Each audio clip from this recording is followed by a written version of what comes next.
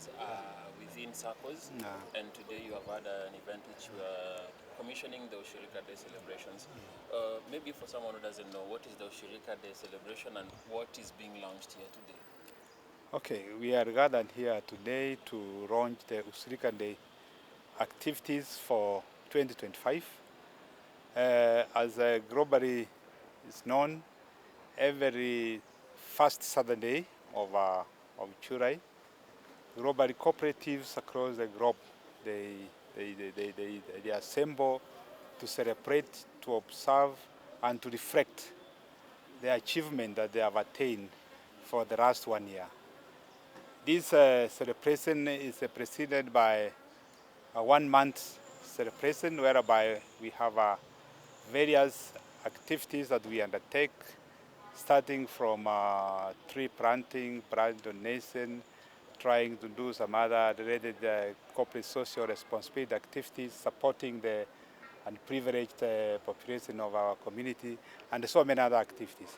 This is in culmination to the climax that it will be on in Kenya. We are going to do it on 12th after we have celebrated the count one on 5th of July.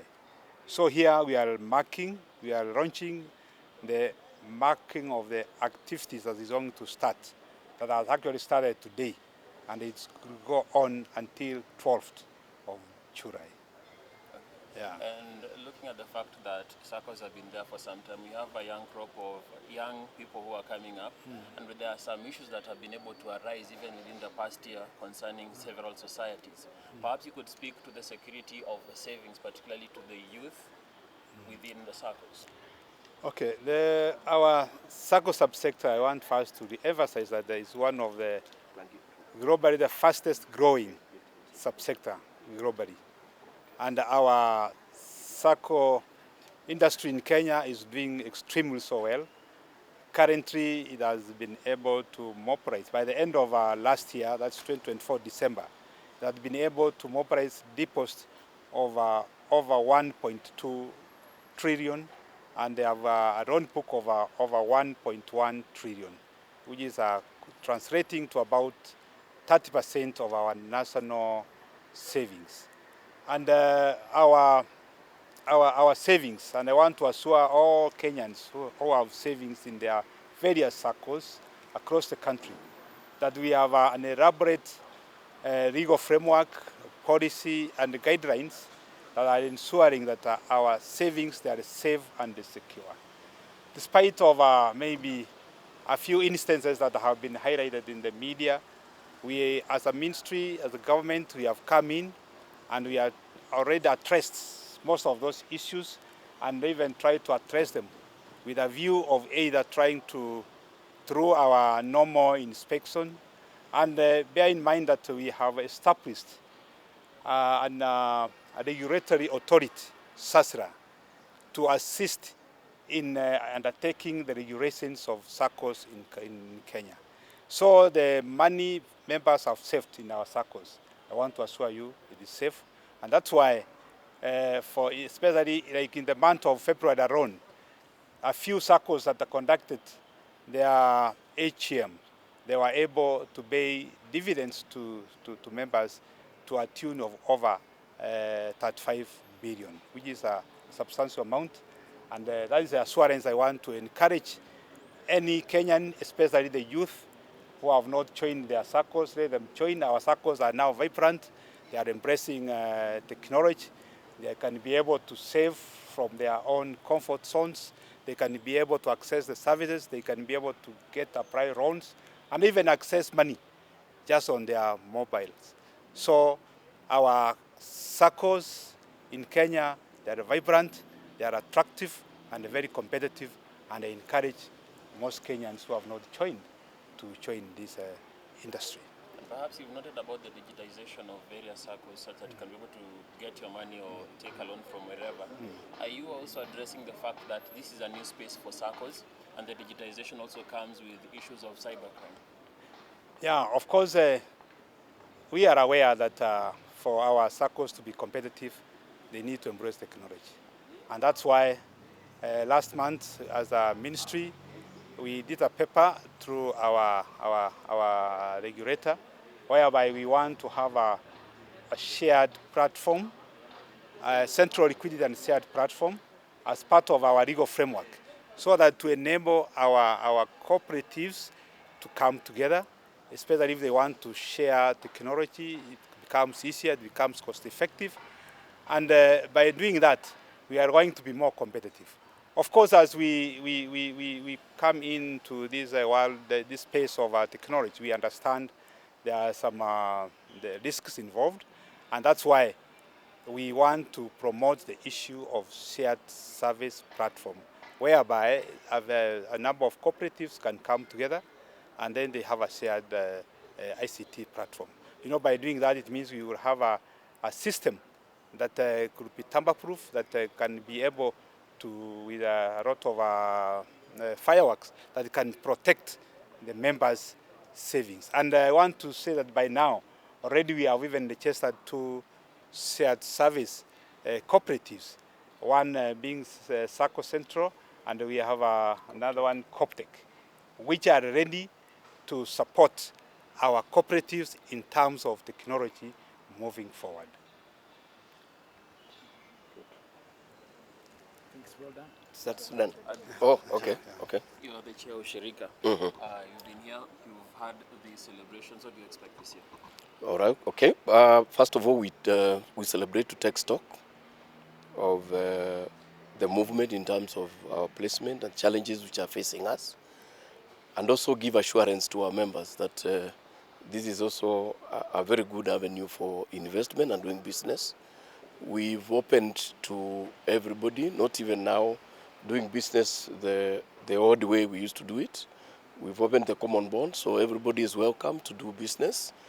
And as a movement, we've grown to somewhere where we feel that we need now to move to the next level, and we are advocating for the new bill to come into place so that we can also get to payment system where we will start issuing checks to the movement and also grow the saving culture to this nation, which if you look at World Bank records, we in Africa, we are falling far behind in terms of saving. Although the cooperative movement in Africa, we are number 1 in terms of ranking, but in terms of our GDP, in terms of savings, as a country, we are not doing well. And I think this is an avenue, and partnership with the government, especially the Ministry of Cooperatives, we want to enhance that to ensure that we are not doing a third of the GDP. If we can do roughly 40 to 50%, that would be good, and we ensure that the marginalized also have access to credit. That's the most important thing, that as a movement we are focusing to ensure that everybody, there's inclusivity. Even the theme of our Ushirika celebration this year is inclusive for everybody. We don't want anybody to be left out. Everybody should be able to access, of course, affordable credit. Yeah.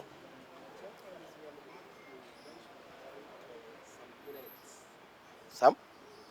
Yes, yes, yes. The threats we are facing, of course, in any environment is about what? It's about competition, because the market is becoming thin. So you realize even the big banks are also coming for, because what is the common product that we sell? The bank sells money, and Saccos sell what? Sell money. And now, because now the business, if you look at the banks now, they have also gone to what they are calling personal loans, using the payslip. That has been a reserve for the movement. So they are really coming on for, and that cake is becoming small and small. Yeah. So from your head now, Mm-hmm. what are you doing to also Okay, one of the issues is it's a lot of investment, all right? A lot of investment in ICT, AIE, to ensure that we are able to compete, to also ensure that we also do a lot of research to ensure we get to know what our members are looking for, so that we can be able to resonate with their demands. The other issue is capacity building through ACOSCA. We have an academy for the movement, so that we can also prepare leaders to come and ensure, because some of the Saccos are becoming big. We are going to witness maybe in the next 3 to 4 years the first Sacco now closing the 100 billion in asset base.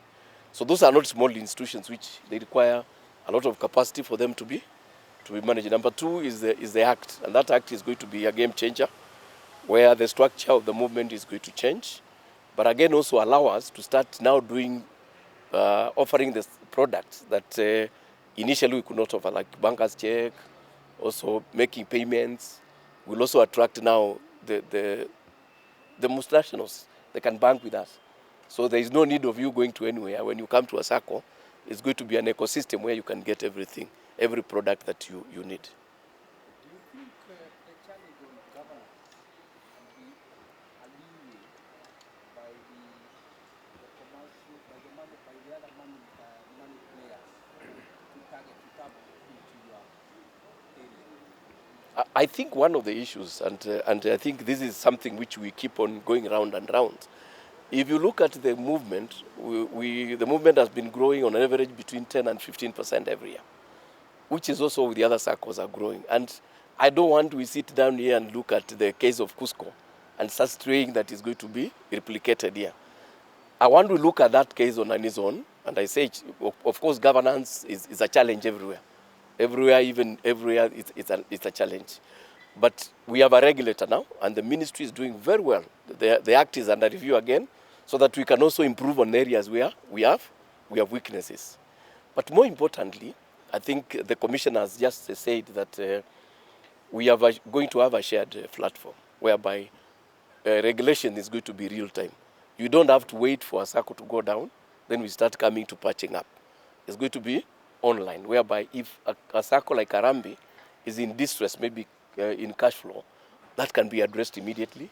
Then number two, the new act is also going to give that we can borrow. We can borrow from each other. If Arambi has a lot of money, why should Mwalimu go to start looking for money? We'll be able to lend to each other. Now, that issue of governance again, let's go back to where we have come from. We are speaking about one institution or two, which again, it has been historical. If you look at the other circles, we don't have an issue. And that is, I want as Kenyans we look at it, even for the last 10 years, we have how many banks which have closed? Or even the ones which, you can't count. Saccos, we are talking of one or two.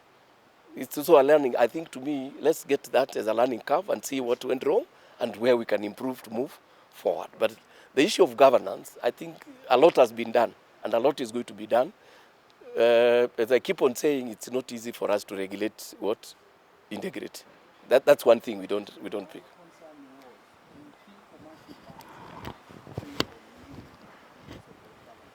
I think commercial banks, where the challenge is for us and them, and how they can come to a market is that because they have access to a lot of money. That's the issue. It's not about, because if Saccos have enough money, we'll give the same product that the commercial banks does what? That give. So one of the issues the commissioner spoke about is customer service. As you get 100,000 members, are you able to take care of them? That's it. Can you satisfy their demand and what they require? Can you compete in the same level ground? That would be the issue. And some Saccos, they are investing in very high-tech technology to ensure we are there. Some of them are even giving loans up to 10 million online without a member coming in there. So the issue is the ability. If Saccos continue the way they are doing and with a lot of money, we'll get to that space. They won't come to our space. We are the people who go to their space because as we are member-centric.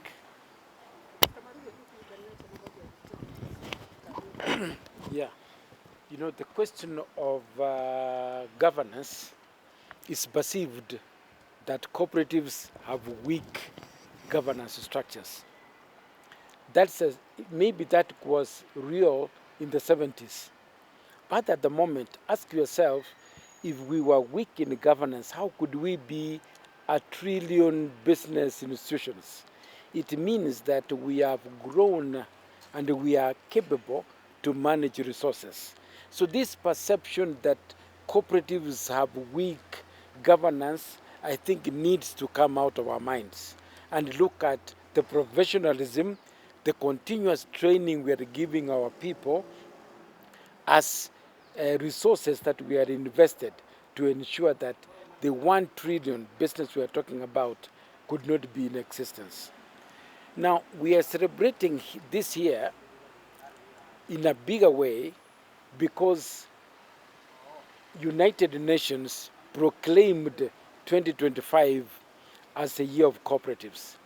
Because we have been recognized, our cooperative model has been recognized worldwide, that for us to change the socio-economic well-being of our people and societies, and to bring the marginalized people into the financial inclusion, cooperatives will play a great role in food production, in financial inclusion, in provision of affordable, decent housing for our people,